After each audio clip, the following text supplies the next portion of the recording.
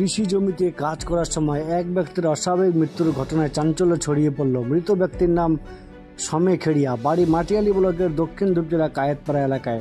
সোমবার ওই ব্যক্তি বাতাবাড়ি ব্যাংপাড়া এলাকায় কৃষি জমিতে কাজ করছিল।